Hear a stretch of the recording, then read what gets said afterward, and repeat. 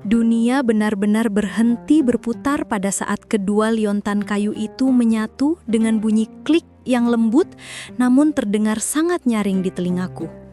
Rashid sama sekali tidak bergerak, matanya terpaku pada bulan sabit utuh di telapak tanganku, seolah menyaksikan sebuah hantu dari masa lalunya yang hilang. Suaranya serak, hampir tidak terdengar. Itu, dari mana kau mendapatkan ini? Aku menarik nafas dalam-dalam, mencoba menenangkan jantung yang berdegup seperti drum perang. Dari ibuku. Sejak aku kecil, dia selalu berkata, "Jangan pernah melepasnya. Ini adalah bagian dari jiwamu, bagian dari janji yang lebih besar." Aku tidak pernah mengerti sampai sekarang. Rashid perlahan mengangkat tangannya, jari-jarinya hampir menyentuh liontan gabungan itu, tetapi berhenti seolah takut akan menghilang. "Janji? Janji apa?" tanyanya, dan di matanya yang biasanya tenang, kulihat untuk pertama kalinya sebuah badai kebingungan dan harapan yang sangat besar. Tiba-tiba, Rashid mengerang. Tangannya mencengkeram pelipisnya. "Sakit gambarnya. Begitu banyak gambar." Dia terhuyung mundur. Aku segera menahan lengannya, menuntunnya untuk duduk di atas permadani kecil. "Rashid, apa yang terjadi?" Aku melihat air mancur, tapi lebih jelas ada pohon delima berbuah lebat dan seorang wanita dengan suara yang sangat mirip denganmu menyanyikan lagu itu. Dia memeluk seorang anak laki-laki dan memasangkan sesuatu di lehernya. Nafasnya tersengal-sengal. Potongan ingatannya seperti pecahan tembikar yang tajam melukai pikirannya. Aku masih memegang liontan gabungan itu erat-erat. Pria dengan mata seperti milikku, itu pasti ayahku atau paman.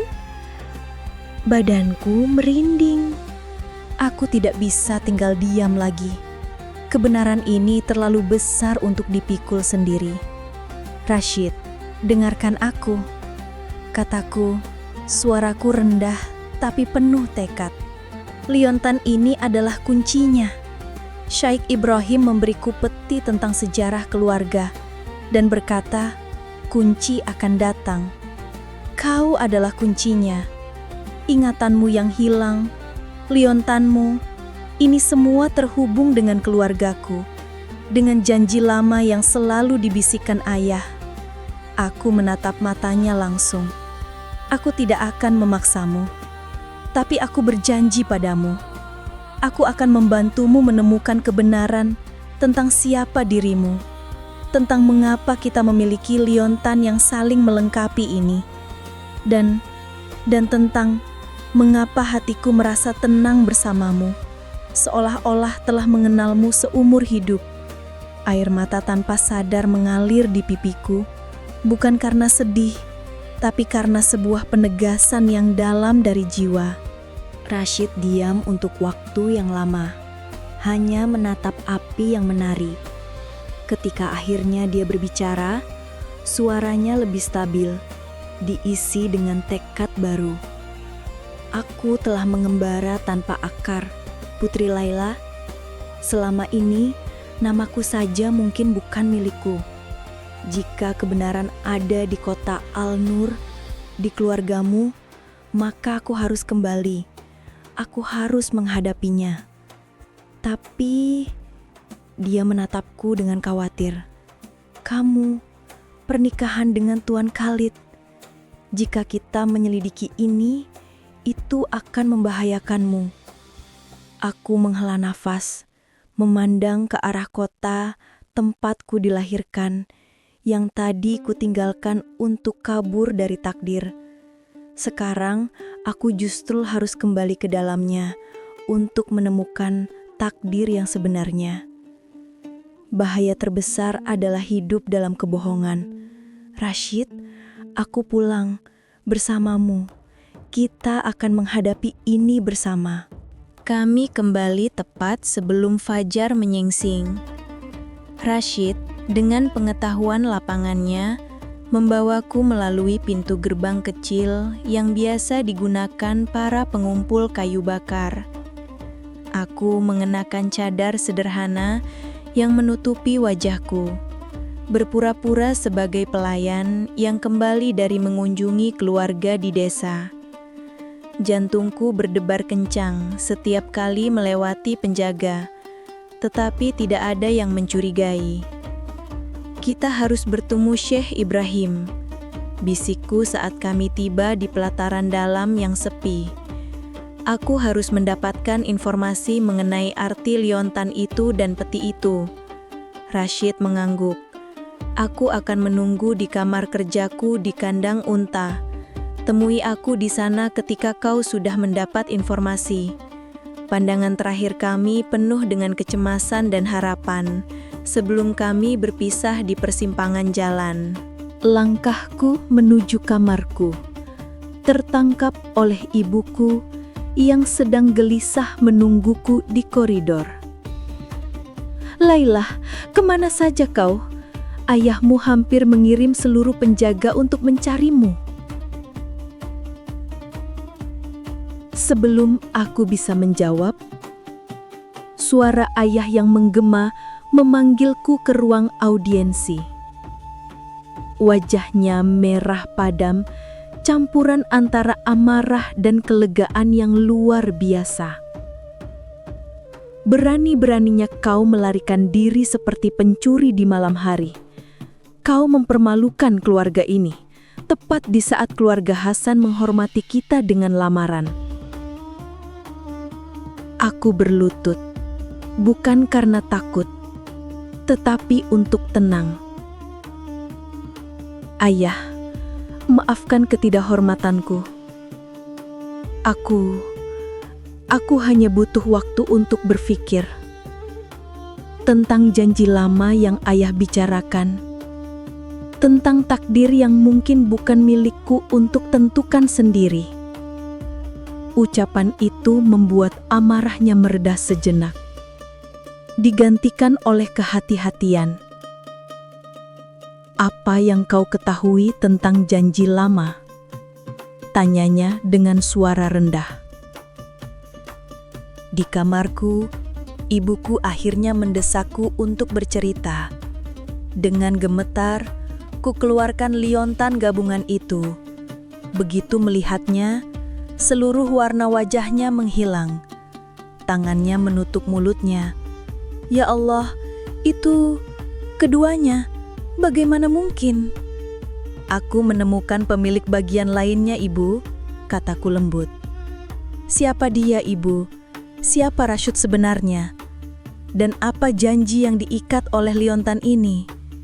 Air mata mengalir deras di pipi ibuku.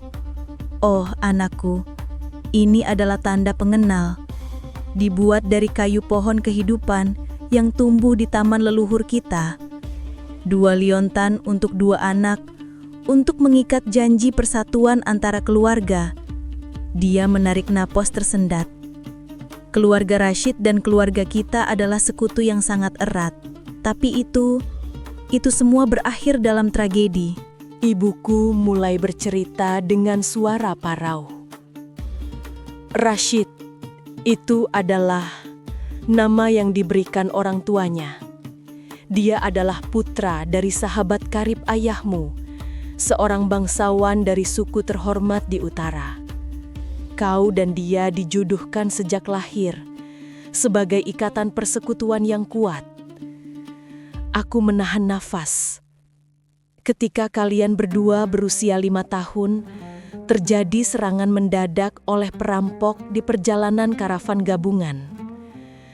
Kekacauan, banyak yang terluka, banyak yang hilang. Dalam kekacauan itu, Rashid kecil, dia tersesat dari gendongan ibunya dan hilang ditelan kerumunan dan badai pasir yang datang mendadak.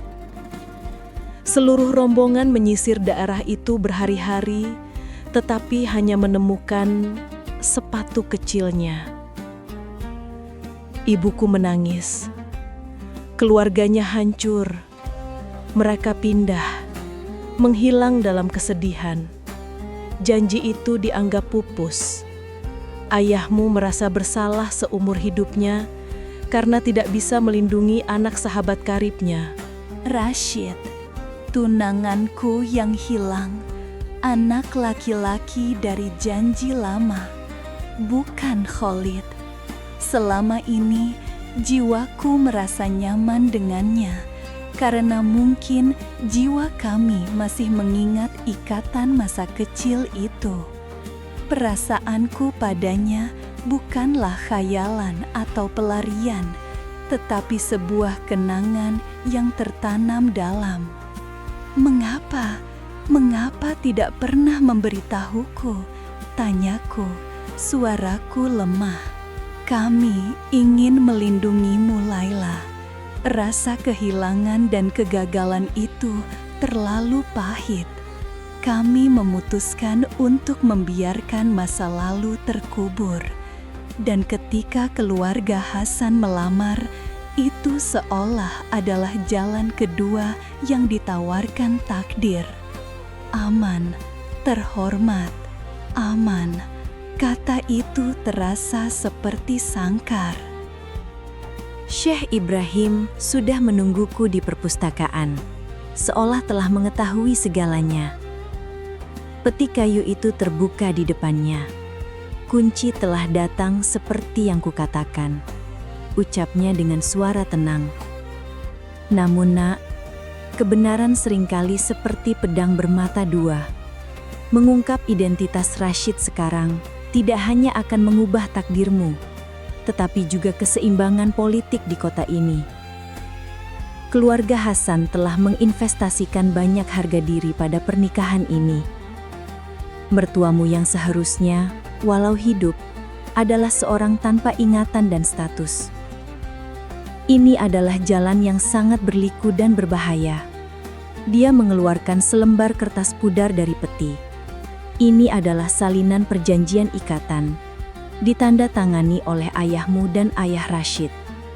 Tapi tanpa ingatan Rashid dan tanpa pengakuan keluarganya, ini hanyalah secari kertas. Aku menemui Rashid di taman, tempat kami pertama kali berbicara panjang.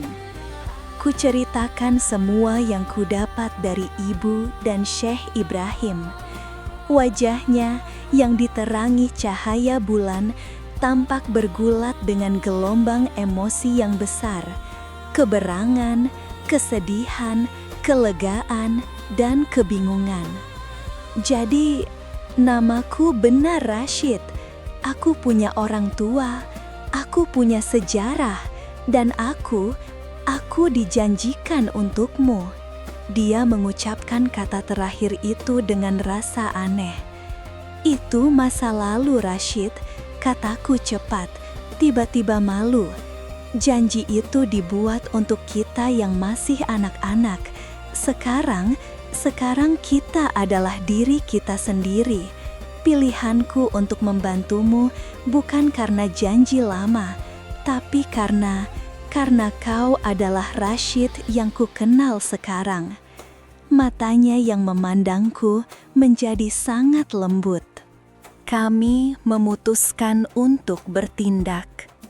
Rashid berkata, meski ingatannya hilang, tangannya masih ingat. Dia masih bisa menulis dengan gaya tulisan yang tidak biasa. Syekh Ibrahim yang akhirnya membantu membawa kami ke ruang arsip rahasia.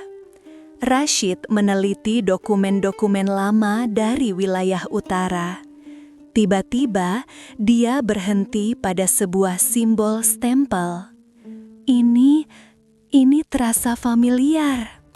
Simbol itu adalah burung elang dengan matahari terbit di belakangnya. Itu adalah lambang keluarga Al-Sahir dari kota tebing oasis di utara, jelas Syekh Ibrahim.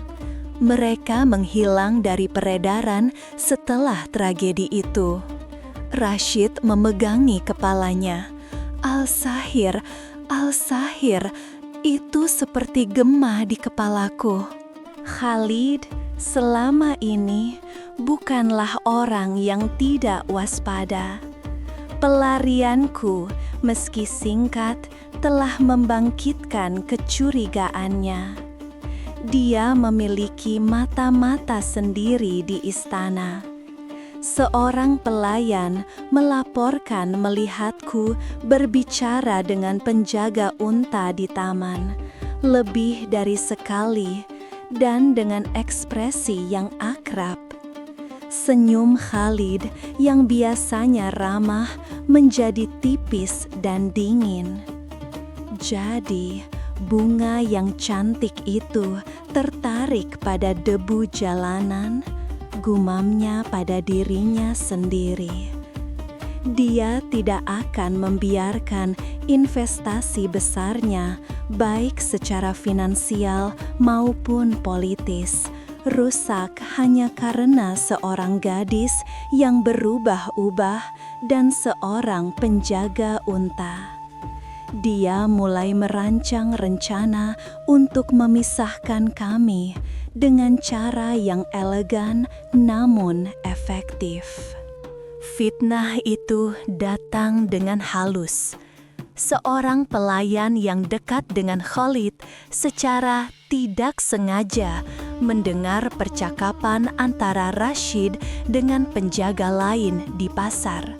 Menurutnya, Rashid berkata sombong bahwa suatu hari nanti dia akan menjadi orang penting di istana ini, bahkan mungkin menikahi putri majikannya. Kabar ini dengan cepat dan dibumbui sampai ke telinga ayahku. Ayah yang sudah merasa bersalah karena tragedi masa lalu dan tertekan dengan pernikahanku langsung marah besar.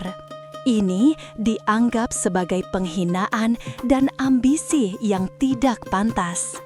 Rashid diperintahkan menghadap ayah di ruang audiensi kecil. Aku bersembunyi di balik tirai, hati berdebar-debar. Aku dengar kau memiliki impian yang cukup tinggi, Rashid, sapa ayah dengan suara dingin. Rashid yang tidak tahu soal fitnah bingung. Tuanku, aku hanya seorang penjaga unta yang setia pada pekerjaanku. Setia atau setia pada ambisimu sendiri? Hardik ayah. Jagalah tempatmu, jauhkan dirimu dari putriku. Jika aku mendengar lagi kabar tentang kau mendekatinya, kau akan diusir dari kota ini dan tak ada karavan lain yang akan mempekerjamu. Wajah Rashid memucat bukan karena takut, tetapi karena kesal, karena dituduh sesuatu yang tidak dilakukannya. Dia mengepalkan tangan di samping tubuhnya, tetapi menunduk, seperti yang tuanku perintahkan. Aku menemui Rashid di gudang jerami. Dia hendak mengemas barang-barangnya, berpikir untuk pergi demi menghindari masalah lebih besar. "Jangan pergi," desakku, memegang lengannya. "Ini adalah tipu muslihat, Rashid. Kau tidak mengatakan hal itu. Aku tahu itu." "Tapi ayahmu tidak akan percaya padaku, Putri Laila. Aku tidak punya bukti. Aku hanyalah seorang penjaga unta tanpa masa lalu. Dan sekarang tanpa masa depan di sini." Suaranya patah-patah. "Kau punya masa lalu, dan kita akan membuktikannya," kataku dengan tekad membaja. "Kita harus pergi ke utara, ke kota tebing oasis, mencari jejak keluargamu, keluarga Al-Sahir. Hanya dengan bukti nyata tentang identitasmu, kita bisa melawan semua ini.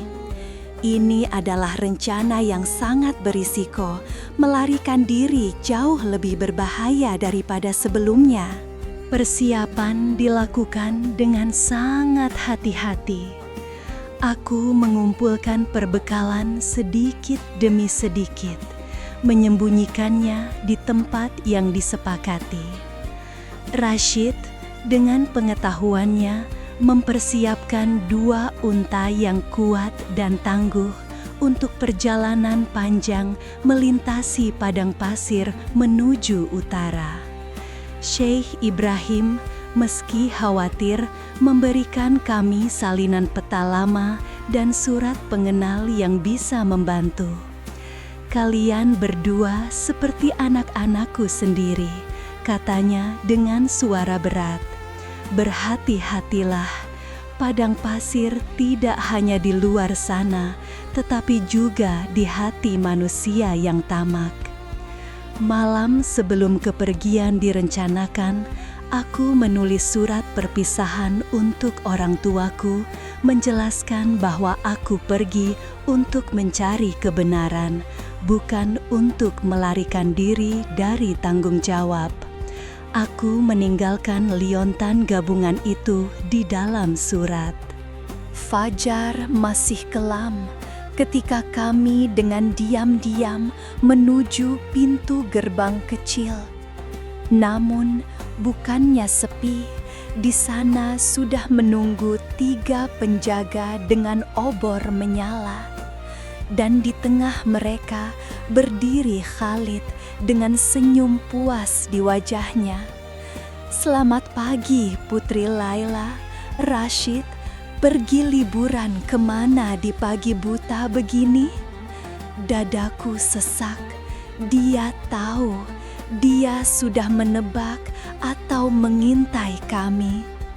Beri jalan Khalid, ini urusanku, kataku mencoba bersikap tegas. Urusanmu adalah urusan kita semua, calon istriku, jawabnya dingin. Kembalilah ke istana. Penjaga unta ini akan kami antar keluar kota dengan selamat untuk selamanya. Rashid maju sedikit, melindungiku dengan tubuhnya. Situasi menjadi sangat tegang. Jangan sentuh dia, kata Rashid dengan suara rendah namun penuh wibawa yang membuat semua orang, termasuk Khalid, terkejut. Dia menoleh padaku dan dalam pandangannya yang singkat itu terkandung permintaan maaf, rasa sayang, dan sebuah perintah. Laila, lari sekarang ke jalur alternatif yang kita bicarakan. Tidak, aku tidak akan meninggalkanmu, teriakku. Kau harus, hardiknya. Kebenaran lebih penting. Temukan keluarga Al-Sahir, buktikan semuanya. Aku akan baik-baik saja. Sebelum aku bisa protes lagi, dia dengan tiba-tiba menampar pantat untaku dengan keras. Untaku mendengus dan berlari kencang keluar dari pintu gerbang yang terbuka sebagian. Aku berpegangan erat terakhir kali melihat Rashid dikerumuni oleh para penjaga, sementara Khalid memandangku dengan pandangan yang menjanjikan bahwa ini belum berakhir. Aku sendirian di atas hamparan pasir yang mulai memanas. Ketakutan, kekhawatiran untuk Rashid, dan kesedihan menyelimutiku. Tetapi di dalam dada, sebuah api tekad berkobar lebih kuat dari sebelumnya. Rashid mengorbankan kebebasannya, mungkin lebih dari itu, untuk memberiku kesempatan. Aku tidak bisa mengecewakannya. Aku tidak bisa mengecewakan kebenaran yang telah mengintai kebenaran. Dengan peta di genggamanku dan nama keluarga Al-Sahir sebagai kompas di hatiku, aku mengarahkan untaku ke utara. Perjalanan untuk membongkar rahasia, memulihkan ingatan, dan merebut takdir kami yang sesungguhnya baru saja dimulai. Tunggulah aku, Rashid, bisikku pada angin. Aku akan kembali dengan kebenaran.